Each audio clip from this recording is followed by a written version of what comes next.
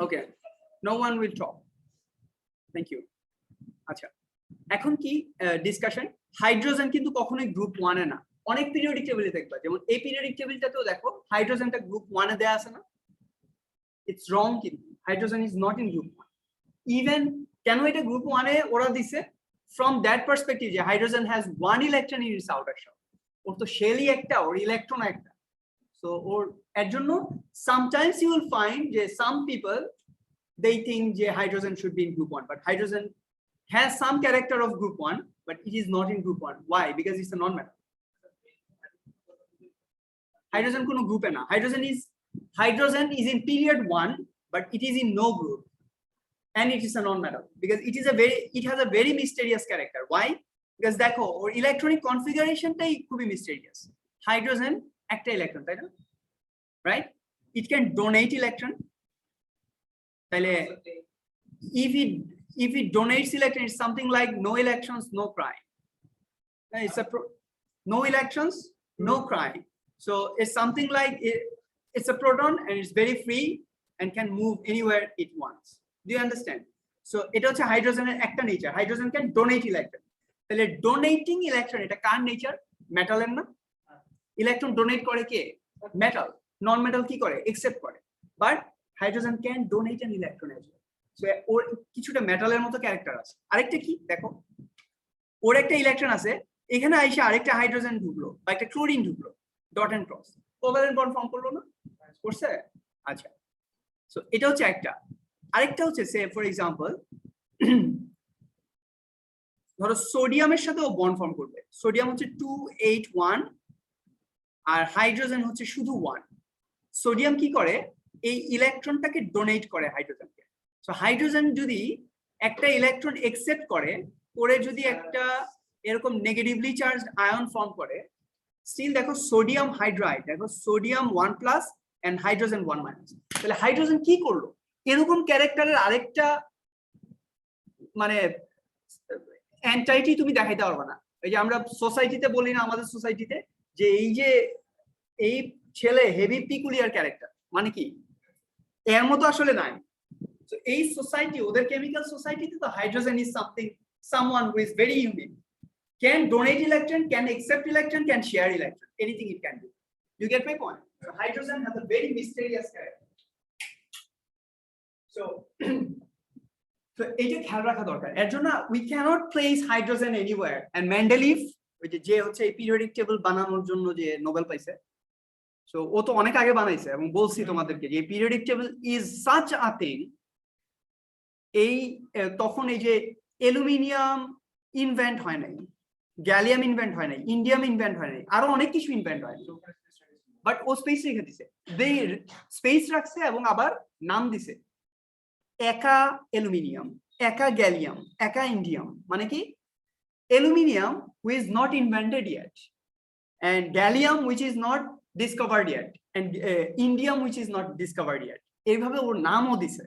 মানে ব্যাপারটা অনেকটা এরকম যে একটা মানুষের বাচ্চা নাই, কিন্তু সে অলরেডি নাম রাখা ফেলছে যে আমার বাচ্চা যদি হয় তাহলে এরকম নাম রাখবে। এই কয়টা না, মানে এগুলো আসবে, এগুলো আসতে হবে। যেমন ধরো I understand তোমার পয়েন্ট। দেখো boron has 2 and 3, this is the electronic configuration. তাহলে 282 পাইছে ও, 283 এখনো পায় নাই। 283 is not discovered yet. তাহলে ও চিন্তা করতেছে 283 নামক কোনো কিছু একটা ডিসকভারড হবে। And later on we have found, yes, aluminum has 13 electrons in its outer shell and it has 13 protons. You get my point? So definitely সে যেহেতু এটা নিয়ে কাজ করছে, এটা তো আর একদিনে সে এটাকে করতে পারে নাই। পিরিয়ডিক টেবিল নিয়ে তো মানুষ কাজ করতেছে অনেক আগে থেকে, যে একটা সবগুলো এলিমেন্টকে একটা স্ট্রাকচারে নিয়ে আসার জন্য। এটা কিন্তু আজকে থেকে কাজ করতেছে না, অনেক মানুষ এটা, অনেক সায়েন্টিস্ট এটা নিয়ে কাজ করছে, but ultimately he gave something যেটা ইভেন 1900 এর আগে সে দিছে, বাট ইট ইজ আনটাচড, এটাকে টাচ করে নাই এখন পর্যন্ত। সায়েন্স এত ডেভেলপ করছে, তুমি 1900 এর সায়েন্স আর এখনের science you cannot compare in any field, but এটা এত ডেভেলপ করছে যে এখনো মানুষ মেন্ডেলিভের এই পিরিয়ডিক টেবিলটাই এখনো ইউজ করতেছে, বিকজ ইট ইজ মানে সাচ নাইসলি অর্গানাইজড। বোঝা যায়? তাহলে ব্যাকগ্রাউন্ড গুলোকে এই যে এখন এতক্ষণ এত আলোচনা করলাম, তাই না? এই ব্যাকগ্রাউন্ড গুলো কেন বলি? ব্যাকগ্রাউন্ড গুলো বললে তোমার কাছে জিনিসটা ইন্টারেস্টিং লাগবে, হ্যাঁ, মানে বোঝা যাবে যে কি হইতেছে, and you don't need to memorise, স্টোরির মতো হবে ব্যাপারটা, ঠিক আছে? আচ্ছা, আমাদের এখানে কাজ কি, আমরা কেন এত কথা বললাম? এই যে গ্রুপটা দেখতেছো না, গ্রুপ 1, আমরা এখন শুধু গ্রুপ 1 কেমিস্ট্রি নিয়ে ডিসকাস করব, ঠিক আছে? যাদের পিয়ারসন বুক আছে চ্যাপ্টার 11, হ্যাঁ, চ্যাপ্টার 11 দ্য অ্যালকালি মেটালস। এটাকে অ্যালকালি মেটাল বলে কেন? হ্যাঁ, দেখা যায় না? সামনে চলে আসো, তুমি নিজেকে জুম করে ফেলো, এখানে বসো, তোমার ইয়েটা সরা দাও, চেয়ারটা একটু ইয়ে করে বসো, পিছন থেকে ও দেখতে হবে, রাইট? এখন দেখা যায়? Okay, thank you. So alkali metals, sorry আমার মনিটর অনেক ছোট, বুঝছো? মানে এটা তো অনলাইন ক্লাস নেওয়ার জন্য আসলে নেওয়া হয়নি, এটা নেওয়া হয়েছে হচ্ছে মাঝে মাঝে স্টুডেন্টদেরকে কিছু ভিডিও টিডিও দেখাইতাম, এই কারণে জাস্ট এটার জন্য। এটা তো খুব I need to purchase that one by my money. কোনটা বড় একটা স্ক্রিন যে লাগাইছে, এটা সাকিব স্যারের স্ক্রিন, রাইট? ওকে, হ্যাঁ, I don't know exactly. ইয়েগুলো মানে আসলে স্ক্রিন এত বড় লাগায় খুব বেশি লাভ নাই, যেটা দরকার এটা হচ্ছে আমাদের একটা স্মার্ট বোর্ড দরকার, বাট স্মার্ট বোর্ডের দাম অনেক, ওভার 3 লাখ। তো এটা দিয়ে একটা কার কিনা যায় almost, but it's very handy, হ্যাঁ, স্মার্ট বোর্ড গুলো খুব সুন্দর। আচ্ছা, হোয়াটএভার, অ্যালকালি মেটালস কেন? বিকজ সোডিয়াম মেটালকে বা এনি গ্রুপ 1 মেটালকে যদি তুমি ওয়াটার দাও, তাহলে এটা sodium hydroxide and hydrogen gas form করবে। Anything which contains hydroxide is an alkali. কি বললাম? Anything which contains hydroxide ion is an alkali, আর anything which contains hydrogen ion is an acid. আমরা অ্যাসিড বেসের বা অ্যালকালি ডিসকাশনে পরে যাব, বাট হাইড্রোক্সাইড হলে অ্যালকালি, হাইড্রোক্সাইড আয়ন কিন্তু try to understand what is that. OH minus ion, red দেখা যায় না, তাই না? আচ্ছা, আমি চেঞ্জ করে দিই colour. So anything which contains hydroxide ion কি? is an alkali. OH minus ion, anything which contains this, তাহলে তুমি এখন বলতে থাকো lithium hydroxide, sodium hydroxide, potassium hydroxide, rubidium hydroxide, caesium hydroxide, francium hydroxide, magnesium hydroxide, calcium hydroxide, strontium hydroxide, barium hydroxide, radium hydroxide, titanium hydroxide, vanadium hydroxide, chromium hydroxide, manganese hydroxide, iron hydroxide, মানে যত metal hydroxide আছে সব কি alkali. But একটা শর্ত আছে, কি? যদি ওয়াটারে দেই ওই মেটাল হাইড্রোক্সাইডটা, এটা সলিউবল হয়ে যেত, এটা ডিসলভ হয়ে যেত। যদি ডিসলভ না হয় আমরা এটাকে আর অ্যালকালি বলবো না, আমরা এটাকে বেস বলবো, সলিউবল হবে না। এটা আমরা সলিবিলিটি নিয়ে আমরা আলাদা করে আবার ডিসকাশন করব। আমরা এখানে এটাও ডিসকাস করতে চাইতেছি না যে কোন হাইড্রোক্সাইড গুলো সলিউবল, কোনটা ইনসলিউবল, এটা নিয়ে আমরা আলাদা করে ডিসকাস করব। We will give you a pattern and you can easily understand. হ্যাঁ, বলো। অ্যালকালাইন আর অ্যাসিডিক সাবস্টেন্সের মধ্যে মেইন ডিফারেন্স হচ্ছে, ধরো খায়া যদি দেখো তাহলে কিছু ডিফারেন্স আছে। যদি অ্যালকালি তুমি খাও তাহলে তোমার মনে হবে যে তুমি ইয়ে খাইছো, সাবান খাইছো, সাবান সোপ খাইছো, এরকম মনে হবে, কস্টিক একটা ভাব আছে। হ্যাঁ, অ্যালকালি তোমরাও তো খাও, অনেক খাবার আছে যেগুলা অ্যালকালি। চুন অ্যালকালি না, চুন বেস, বাট চুনের পানিটা অ্যালকালি। ধরো চুন ভিজায় রাখলা, এটা হচ্ছে ক্যালসিয়াম কার্বনেট, ওই যে সাদা যে চুনটা পাওয়া যায় বাজারে, ওই পান যেটা খায়, ইটস ভেরি গুড। হ্যাঁ, ক্যালসিয়াম 2+ আয়ন আছে, তুমি যদি খাও ক্যালসিয়াম 2+ আয়ন। তুমি ওই যে ট্যাবলেট যেটা খাও, ক্যালসিয়াম ট্যাবলেট, অনেক টাকা দিয়া ক্যালডি, এটা না কইরা মাঝে মাঝে চুন খাবা, মানে পান দিয়েও খাইতে পারো। Bitter leaf is very good for health, not bad, but brush করে নিও। ট্যানিন আছে, ভালো জিনিস, এবং খাবার ভালো হজম হয়। এক নাম্বার, চুন দিয়ে যদি খাও, কি খাইতেছো আসলে? তুমি ক্যালসিয়াম আয়ন খাইতেছো, which is good for your bones.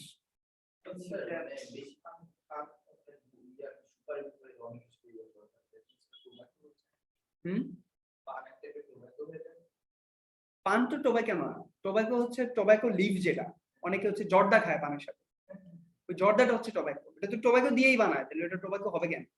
এরপর টোবাকো লিভ খায় অনেকে, হ্যাঁ, সো ওইটা তো ইয়া, কিন্তু বিটেল লিভ যেটা মানে পান, যেটা নিজের যে পানটা গ্রিন কালার যে লিভটা যেটা খায় মানুষ, তো এটা হচ্ছে পান, এটা ভালো জিনিস, এটা তোমার ইভেন তোমার ডাইজেস্টিভ সিস্টেমের জন্য ভালো। এরপর এই চুন যেটা বলতেছি, ক্যালসিয়াম 2+ আয়ন, তো তুমি ক্যালসিয়াম ট্যাবলেট না খায় মাঝে মাঝে পান দিয়ে চুন খাইলে তোমার ক্যালসিয়ামের কাজ করবে, বাট দরকার নাই তো, তুমি খাইতেছো, চিকেন খাইতেছো, বিফ খাইতেছো, মাছ খাইতেছো, ওগুলার কাটা টাটা খাইতেছো, ছোট মাছ যদি খাও ক্যালসিয়াম আয়ন, তো তুমি বাইরে থেকে ক্যালসিয়াম সাপ্লিমেন্ট খাওয়া দরকার নেই। আর মাঝে মাঝে সানলাইটের নিচে গিয়ে বসে থাকবা, কয়টায়?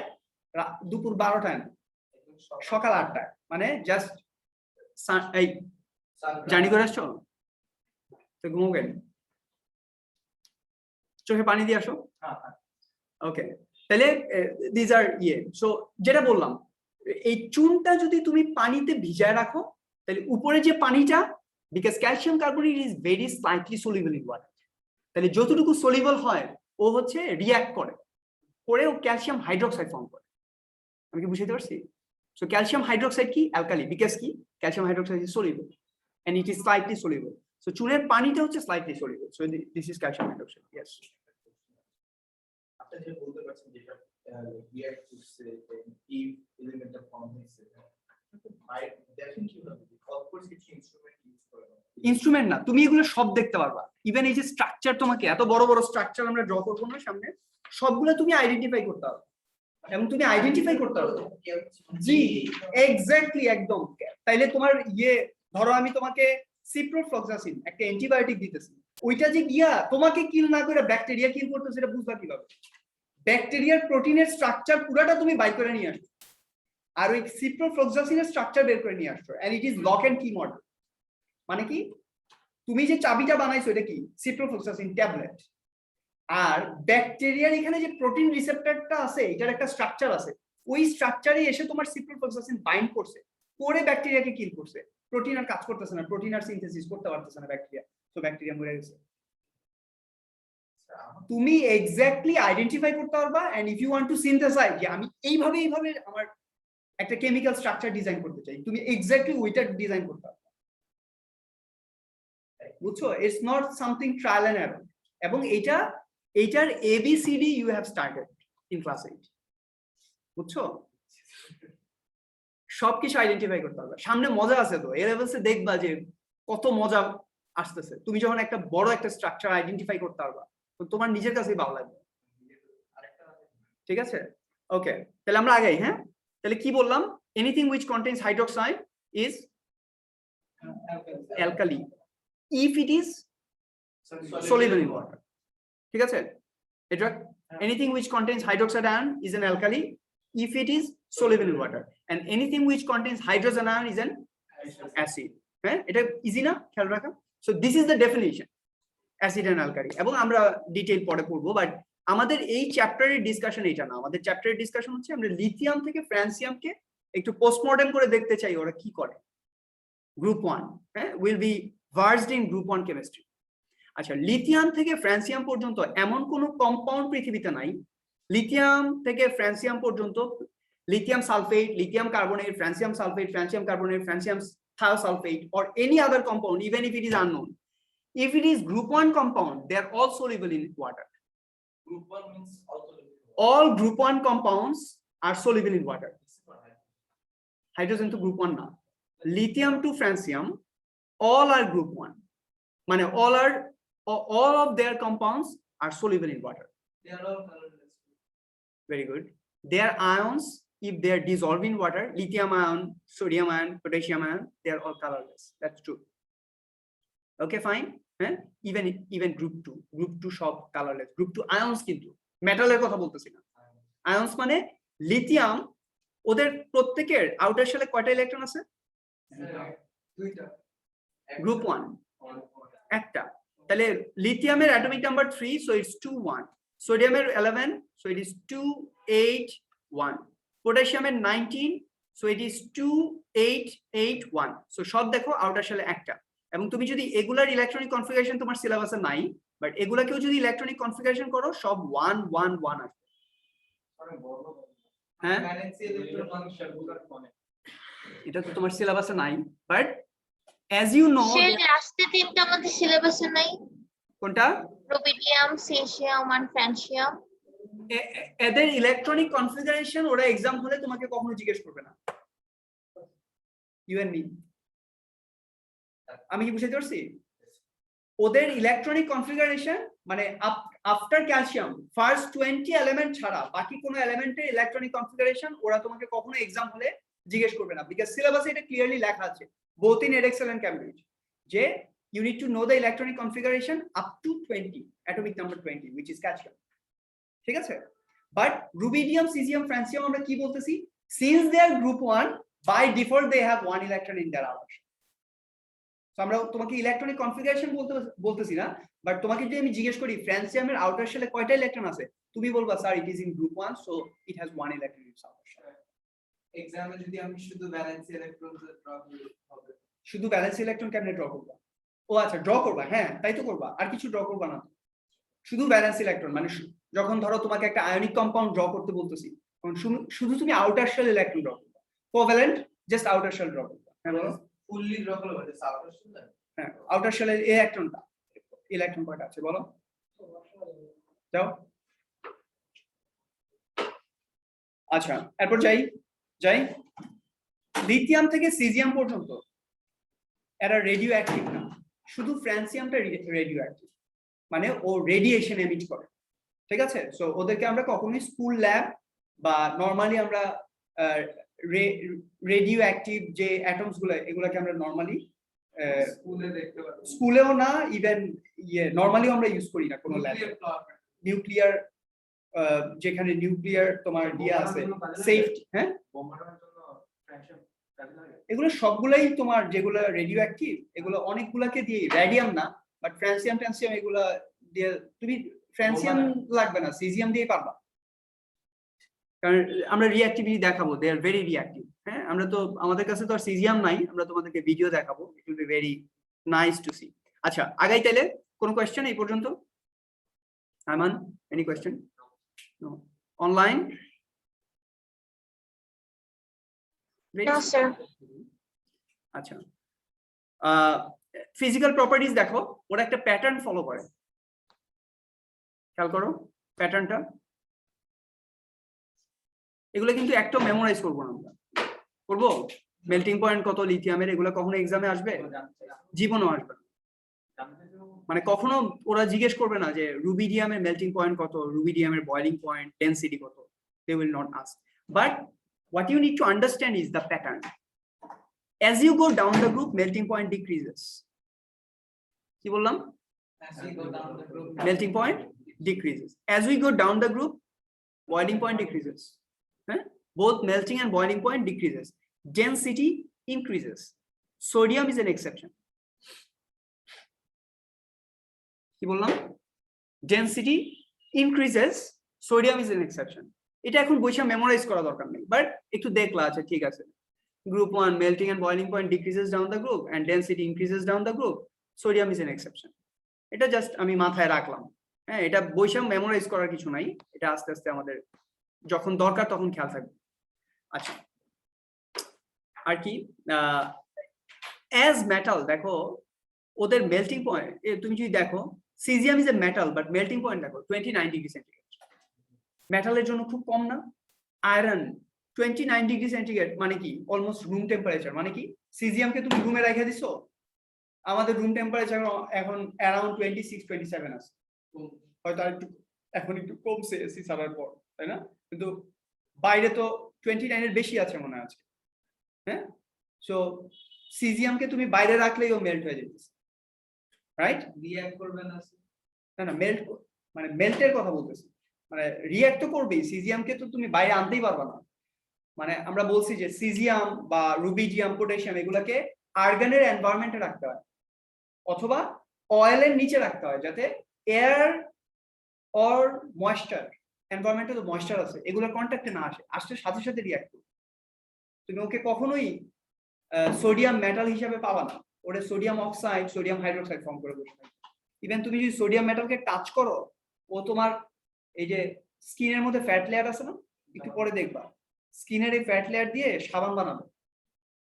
মানে তুমি সোডিয়াম মেটালকে টাচ করলা, তোমার যে ফ্যাটটা আছে, ফ্যাটটা সোডিয়াম ওই ফ্যাটের সাথে রিঅ্যাক্ট করে দেখবা হ্যান্ড সোপি হয়ে গেছে। কি দিয়ে বানাইছে সোডিয়াম মেটাল সাবানটা? তোমার ফ্যাট ইউজ করে। নর্মালি কি ভেজিটেবল ফ্যাট বা অ্যানিমাল ফ্যাট থেকে সাবান বানায়, তাই না?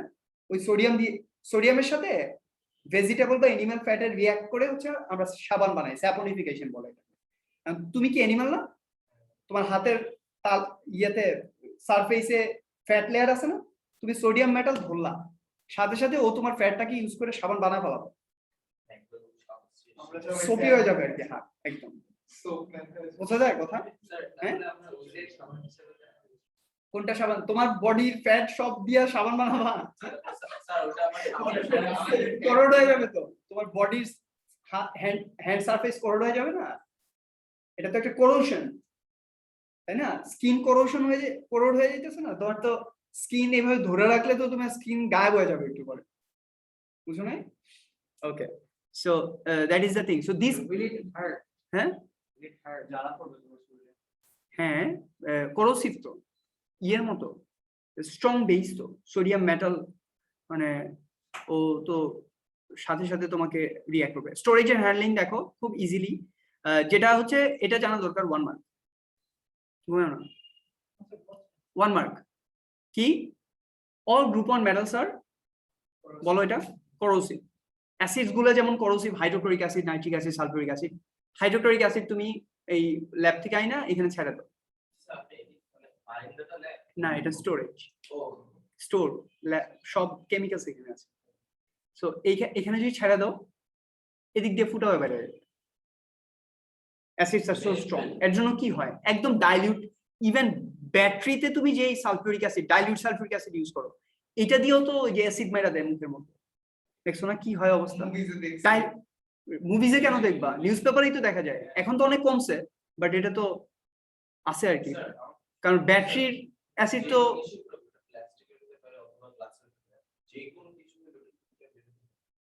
সব বেরোবে না। কেন? আমরা রাখি কিভাবে তাহলে? গ্লাস হবে না,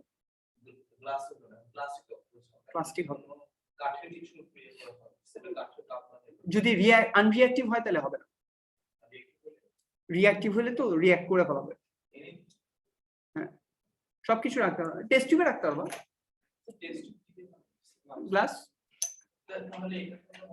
না, গ্লাস তো আনরিঅ্যাক্টিভ।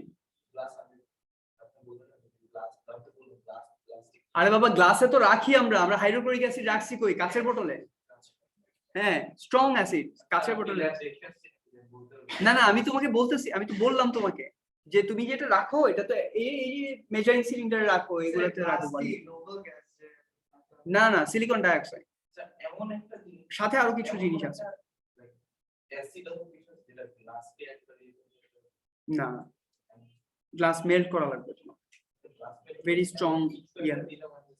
না না, মেল্ট হবে না, না। আচ্ছা, ইলেকট্রনিক কনফিগারেশন 21, 281, 2881 এগুলো জানো। এগুলো হচ্ছে ফ্যামিলি অফ এলিমেন্টস। আমরা বলছি যে গ্রুপ 1 ইজ এ ফ্যামিলি, তাইলে এই যে ওদের যে ইয়েগুলো এগুলো বলতেছি, they all have 1 electron in their outer shell. বলছি, বুঝছো? ক্লিয়ার?